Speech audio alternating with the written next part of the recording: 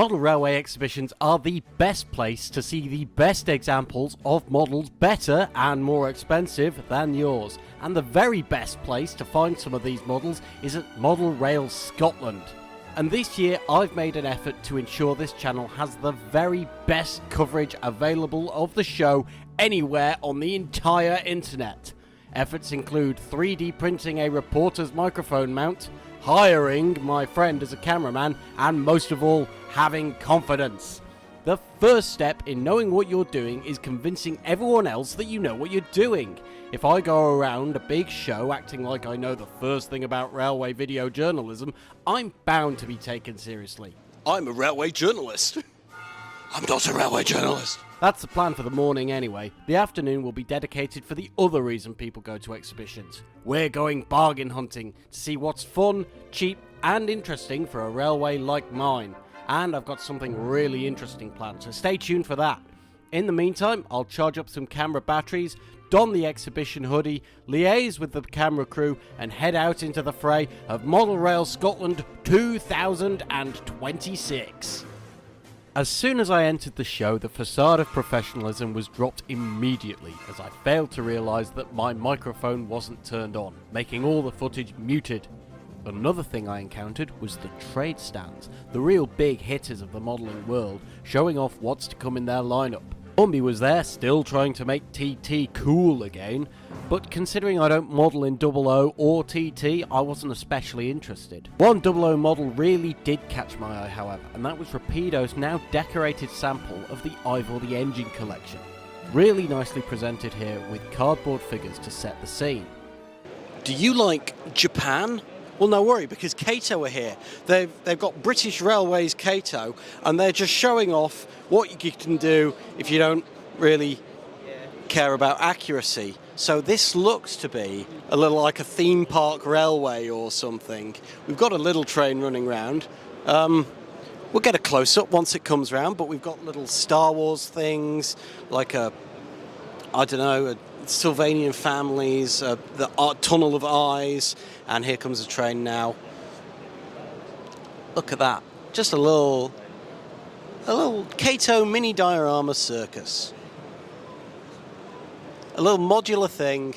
And this is part of why I like Kato, because they're always doing fun stuff like this.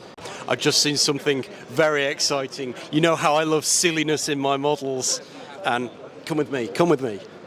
So, there was an old Intercity advert. The viewers of this will probably remember. I know my cameraman doesn't know it, but in it features a police Class 37. And look what a Curascale are making. That is fantastic. I need one in N-gauge. I might have to sort of kit bash one in N-gauge, get an old 37 and paint it up like that. So, not something I know a huge amount about, but it's been on my radar for a good few years now. This is the new Ellis Clark O-Gauge Black 5, and from what I can tell, this seems to be the most accurate O-Gauge Black 5 on the market. I love a Black 5. They're just because of how versatile they are, and this is a very nice looking engine. We can see it's got sound as well. It looks great on this rolling road. That linkage, that valve gear, the conrods all look great. Let's see if we can get some actual Garretts. I absolutely love Garretts. Now, Hattons in Liverpool recently made their own Garrett, but just look at this that I found at the Helgen stand. That looks like an LMS one as well. Oh, no, an LNER, sorry, which is in photographic grey, built to do the job of two engines with the crew of one, while you can exhaust your fireman and suffocate your driver. But still, just a gorgeous, very interesting, built to solve a problem kind of locomotive. What a machine. This is exciting. Tube stock. Island Line, so it's Isle of Wight and London Underground stuff in both liveries. So that's fun. I love to see fun, new, interesting things. So this tube stock, the fireless industrial locomotives, the Police 37, and then down here, very, very detailed Linton and Barnstable. Look at those. No, sorry, Vale of Rydal. I love the Vale of Rydal because it was the only steam railway, it's narrow gauge, it's the only steam railway to actually run BR blue colour scheme. And that one in the middle there, you can see that's got the BR double arrows, which is very, very strange for a steam engine. That is the only steam engine to ever run them. Looks like we might be using some forced perspective here. I don't know what the deal is, but it looks like we've got narrow gauge stuff in the back and standard gauge stuff in the forward. And there we go. Well, that might be standard gauge actually, but you can see from the size of those warehouses, in comparison to the scale and the depth of everything, this is a really impressive and really creative way to do a layout. There's a guest appearance from God there. Modern image N-gauge, a man after my own heart, with freight as well. And actually is this N-gauge? There we go, I'm making assumptions again. TT gauge, there we go. So you can get, this sort of shows how creative you can get with TT. Despite it being a new scale, there's still interesting layouts getting made, showing off what you can do. So it looks like a modern sort of motive depot. Some very nice Class 66 models around. Ooh, that's a little close. I'm sure he'll be getting the driver of that CC could be getting a stern talking to from the yard manager later, I'm sure. Some real N-gauge on the go here. This is Leven Bank, and I love this because this is what I would do with like an unlimited budget. We've got full-size trains to full-size length in a full-size section of very busy line, and there is a lot of freight, and you know how I love freight. Really impressively done. I love the little paper containers at the back there. I love the DMUs and the various liveries. You know I love the Northern Rail. And just look at this. Let's get down nice and low. See if you can get this coming past.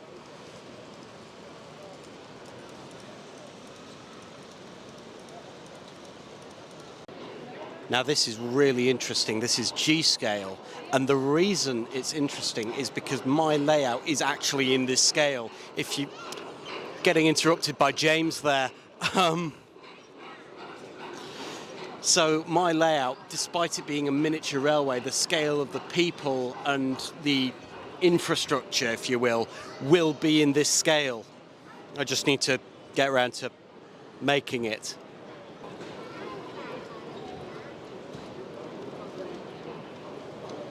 Lego is most people's first sort of foray and venture into models and miniatures, which is why it's so exciting to see something like this. This is a presumably scale, but certainly already very impressive Lego Forth Bridge with Lego trains running on Lego track. I really love stuff like this because they're not Lego designs. These are people experimenting with bricks at home, trying to make Lego replicas. And we can see we've got a very impressive look. I think that's a Nova 2 and a Western Hydraulic just over there in the station, just coming around now. I really genuinely love this kind of thing. This layout really caught my eye. It's more of Rannoch set on the West Highland line, so way up in the north of Scotland, and it just captures, I think, really well the desolate loneliness of the railway line running through this area. If you've ever been up to the West Highlands, you'll know what this is like, and I think the colour of the lighting really adds to the effect. It's another thing I was saying earlier about how you can just get absolutely sucked into a layout just with small touches like the lighting really adding to the immersion. And although it's a very simple track plan, it shows what can be done with creativity and scale, and just it's just a showcase for locomotives, and I think it's really well done. Paul, I have a challenge for you. Would you like to hear it? Right, okay, hang on. Here is 50 of my hard-earned British pounds. I want you to go into the exhibition and find something for the railway, preferably a locomotive, with this £50. I will be doing the same. We'll go home and then we will compare what we got. Are you up for the challenge? Fantastic stuff. Here is the money. Good luck. You ready? 3, 2, 1, go! Interested to see what Paul finds, because that is a man who knows basically nothing about trains.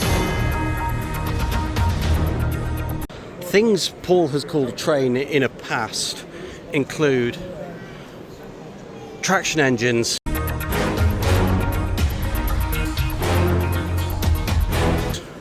light locomotives, and mill engines.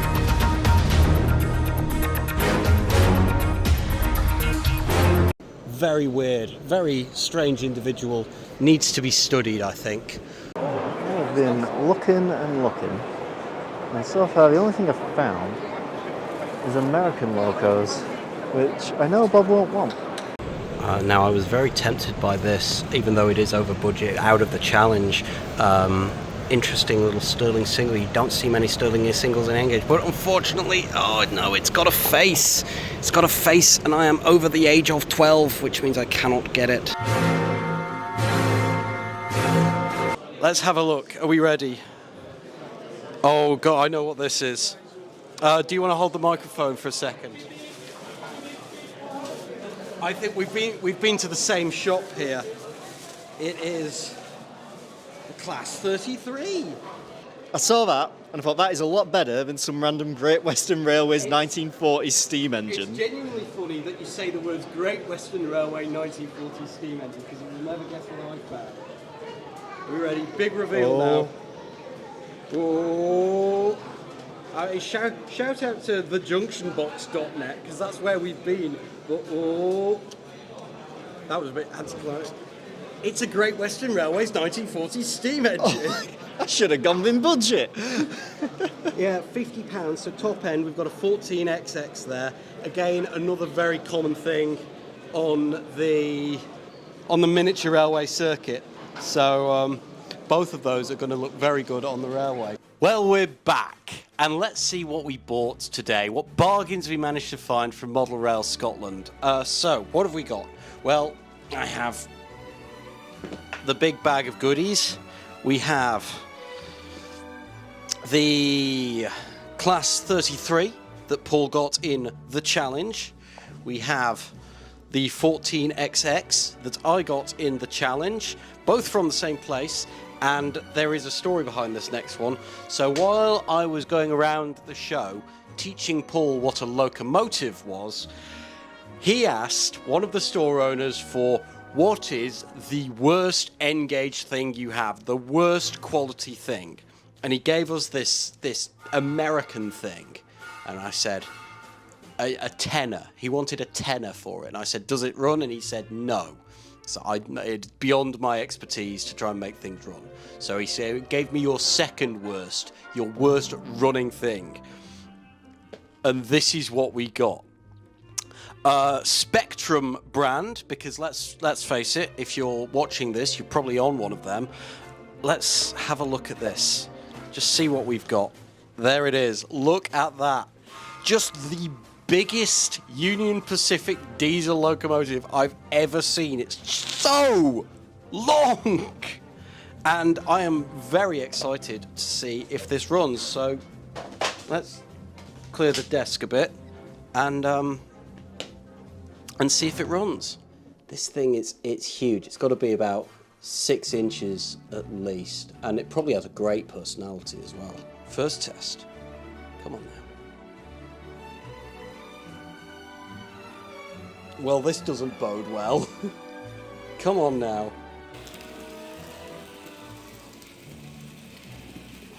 Okay, here's what we're going to do. We're going to let this one relax a second. And we're going to try the other ones. First off, my entrance, the 14XX. I don't think we need to worry about this derailing on first radius turns. This is tiny. I don't really have many steamers as is. I don't have, certainly not many tank engines. Look at that thing! Okay, let's get her going slowly. Oh my God.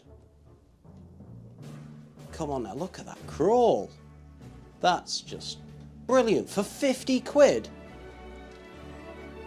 50 quid, that's what? That's, come on. That's a meal out with your loving girlfriend is 50 quid. You could do that, or you could get yourself a little Dapol 14XX.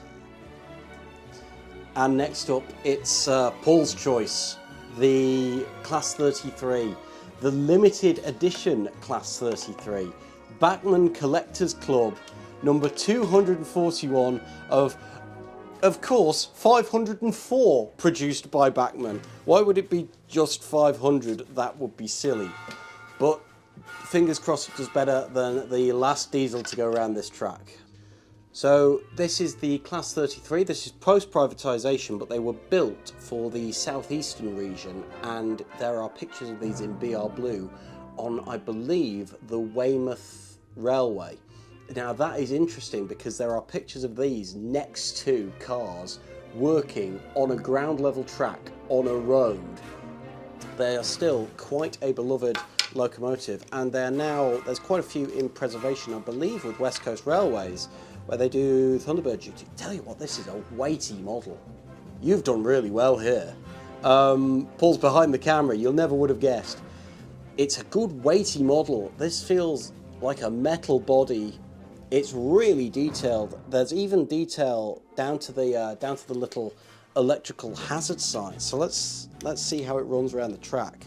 And here we go. First test of the Class 33. Look at that. That is so smooth. I mean, diesels always look smoother because they don't have the conrods. Look at that thing crawl. It sounds brilliant. It looks great. It fits with the setting of a miniature railway. And it's just so smooth. I hope you enjoyed this review, this recap, this trip to Model Rail Scotland. Thank you all very much for watching. I will see you all next time.